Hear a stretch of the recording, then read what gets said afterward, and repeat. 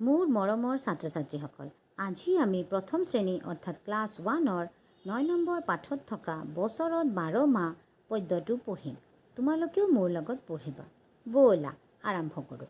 বছৰত 12 মাহ, বহাগ মাহত নতুন বছৰ, জেঠত বৰ খৰ, আহাৰ মাহত আমৰ বতৰ, শাওনত বাৰিষা ভৰ, ভাদ মাহত গুৰুৰ তিথি, আহিনৰ শেষ বান, কাতি মাহত কুঁৱলী পৰে, আঘোণত পকে ধান, পুহ মাহত বৰ জাঁৰ, পিঠা পনা মাঘত, ফাগুন মাহত পচোৱা বতা, বছৰ শেষ চ'তত। আকৌ পঢ়িম।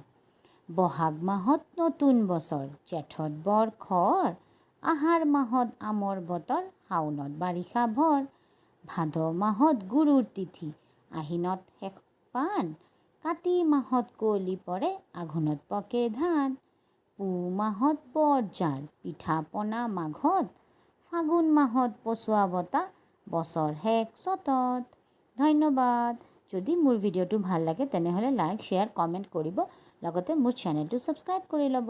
টেক কেয়াৰ, বাই বাই।